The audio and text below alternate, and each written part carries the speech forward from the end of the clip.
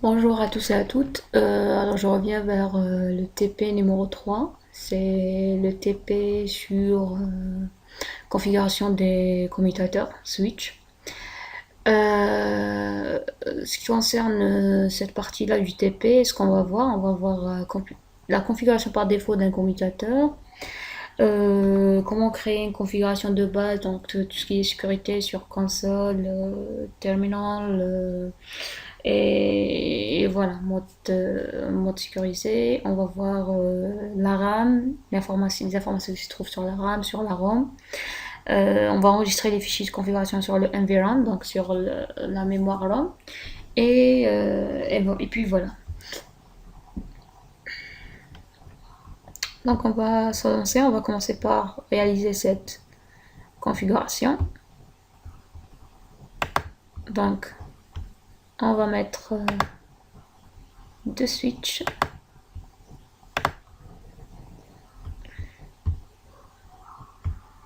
On va mettre deux PC.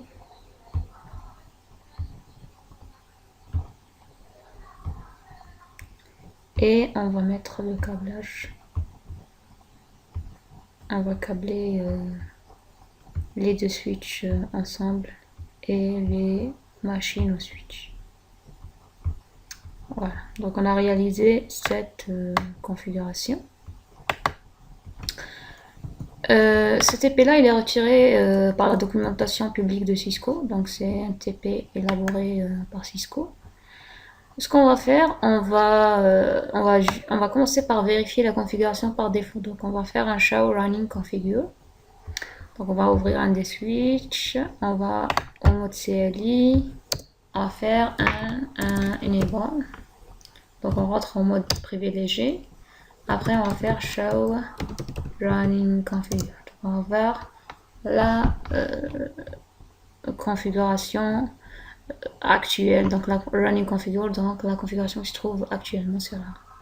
Donc on a current configuration, on a le nom du switch c'est switch, il a les interfaces Fast Ethernet 1, 2, 3, 4, 5, 6, 7, 8, 9, 10, 11, 12, 13, 14, 15 jusqu'à 24. Il a des interfaces VLAN, il n'a pas d'adresse IP sur les interfaces VLAN, pardon.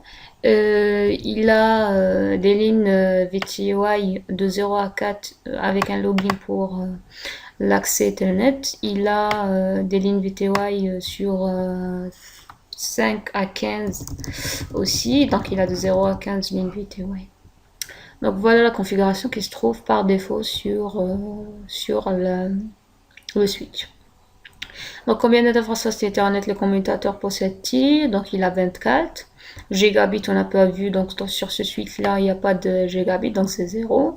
Ligne VTY il a de 0 à 15, donc il a 16 lignes. Après on a quelle commande affiche le contenu actuel de la mémoire vive non volatile. Donc quelle commande ça va nous permettre d'afficher ce qu'il y a dans la ROM. Donc on va voir, donc on va mettre on a show start, on a show startup configure, donc elle va nous donner la configuration qui est enregistrée sur le non volatile RAM de switch. Donc c'est la configuration qui se trouve, donc c'est la configuration qu'on met dans la ROM, et à chaque fois que le switch va être redémarré, donc on va régénérer, on va remettre cette configuration. Donc là ça nous dit que starter configure is not present. Donc au début le switch, quand on achète, il n'a pas de configuration qui se trouve sur la ROM, donc configuration sur la NV ROM. Pourquoi le commutateur indique-t-il que la configuration initiale est absente? Ben, comme je vous ai dit, donc parce que au début il n'y a pas de configuration. Donc au départ on n'a rien comme configuration. Le switch est par défaut, voilà. Par défaut il n'a pas de configuration de démarrage. Et et après, on devrait enregistrer cette configuration. Donc, ce qu'on a fait pour les TP précédents pour enregistrer la configuration. Donc, on a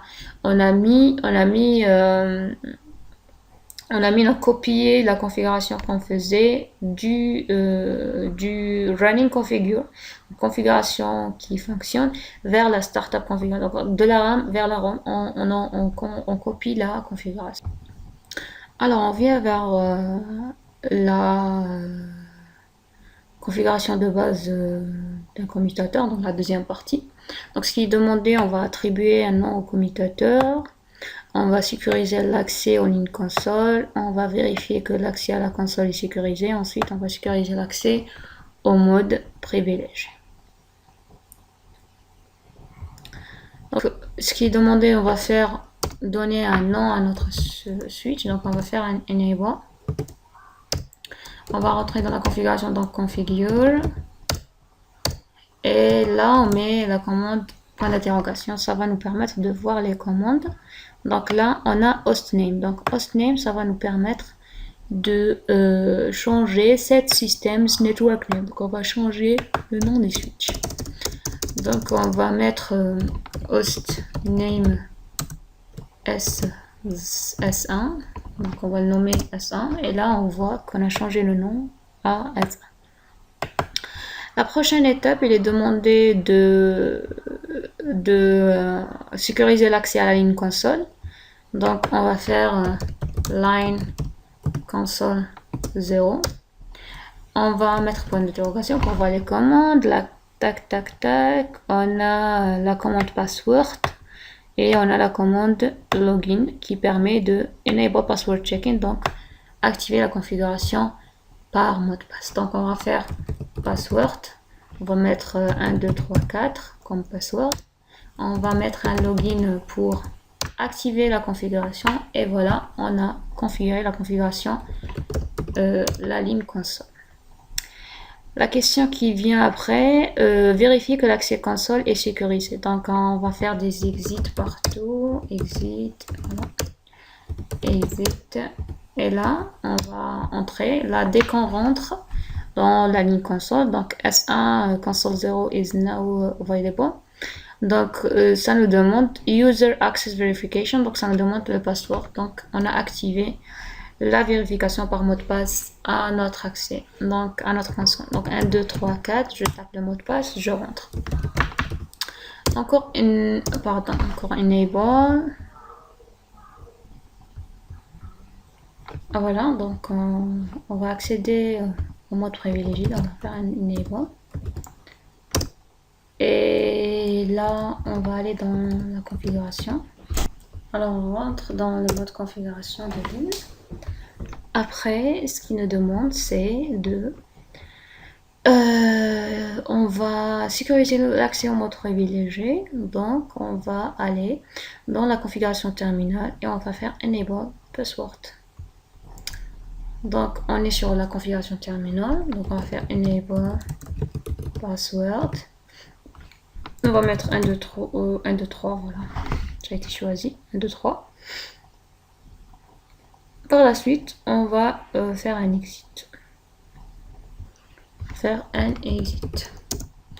Là, je vais faire un exit 2 fois. Donc, en entrant là, je trouve le mot de passe de tout à l'heure que j'ai demandé, donc que j'ai mise, pardon. Donc, c'est 1, 2, 3, 4. Là, quand je mets enable, je rentre. Ça nous demande un deuxième mot de passe pour accéder au mode privilégié. Donc, je vais mettre 1, 2, 3 seulement. Et voilà, je suis sur mon switch. La troisième partie, ce qu'elle nous demande, c'est de configurer une bannière MOTD. Donc, Message of the Day ou Message du jour. Donc, pour le faire, donc on va aller dans la configuration terminal. Donc, T ou terminal ou whatever. On va faire banner MOTD. On va mettre un message de configuration. Après, on va vérifier quand cette bannière s'affiche-t-il. Donc, quand est-ce qu'elle va s'afficher. Donc, on va faire, on est déjà en niveau, donc configure terminal, où il suffit de mettre configure. Voilà. on va mettre, on va mettre, on va mettre la commande qui permet de faire le message, donc banner, donc la bannière, on va mettre banner, MOTD, et on va mettre,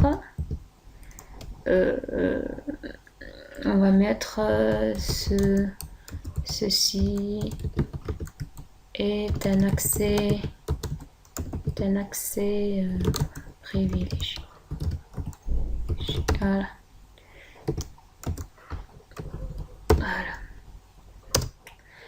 Je vais faire des exits plusieurs fois. Ok, ça bloque. Une pause. On va faire un exit. Voilà. Et voilà, on trouve le message est affiché. Ceci est un accès privilégié. Voilà pour ce qui concerne la partie 2. Partie 3, pardon. Maintenant, sur la partie 4, on va enregistrer les fichiers de configuration dans la mémoire NVRAM. Donc, on va vérifier que la configuration est correcte à l'aide de la commande showrun. Donc, on va regarder est-ce que tout ce que nous avons mis comme configuration a été enregistré. Après, on va enregistrer le fichier de configuration. On va examiner les fichiers de configuration initiale. Et après, on va vérifier le contenu de la NVRAM. Bon, pour commencer, déjà, on commence par mettre le showrun. Et après, on va enregistrer. Donc, on rentre 1, 2, 3, 4. Et je mets enable. Je rentre avec le mot de passe 1, 2, 3. Je mets show run ou show running configure. Et là, je vois ce qu'on a comme information. Donc, on a le hostname, c'est S1. On a enable password 1, 2, 3. Donc, c'est le password pour le mode privilégié. On a toutes les interfaces Fast Ethernet qu'on a déjà vues, qu'on connaît déjà. On a banner MOTD. Voilà, ceci est un accès privilégié. Et on a la ligne console 0. Elle a un mot de passe 1, 2, 3, 4. Et on y accède avec un check-in de login. Voilà.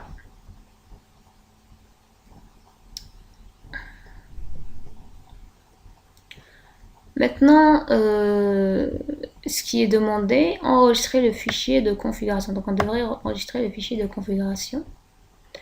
Donc, on va enregistrer. Donc, on va mettre copy running configure to startup configure. Donc, on va copier la configuration actuelle à la configuration de démarrage. Donc, destination file name startup configure, oui. Donc, on a copié la configuration qu'on vient de voir là dans la NVRAM. Donc, on va vérifier. Donc, on va mettre show cette fois startup configure. Startup configure, donc ce qu'il y a dans la mémoire non volatile. On trouve, on a, ça nous affiche déjà enable password, le hostname S1, les interfaces Fast Ethernet comme elle l'était, la bannière, message of détail, le mot de passe, et voilà, c'est tout. Donc le tout a été bien enregistré. Donc ça nous pose comme question quelle commande affiche le contenu de NVRAM. Donc c'est show startup configure. Est-ce que toutes les modifications ont été enregistrées? C'est le cas. La dernière partie, c'est de refaire le tout sur le deuxième switch. Juste pour vous montrer, donc on va aller là. On va... bon, je vais venir ici, je vais faire un reload. Donc je vais redémarrer le switch. Ça se redémarre.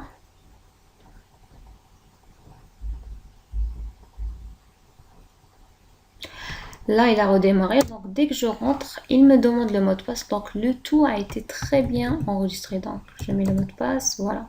Donc, le tout a été enregistré. Je mets enable. Je mets le mot de passe 1, 2, 3. Et puis je vais mettre show startup configure. Startup configure. Et je trouve la configuration a bien été enregistrée dans la roue. Je mets show running configure. Donc je regarde, il y a la même configuration sur le running configure. Donc c'est exactement la même chose. Donc voilà le mot de passe, le hostname, etc. Voilà, c'est tout pour cette vidéo. Je vous souhaite bon courage. Merci.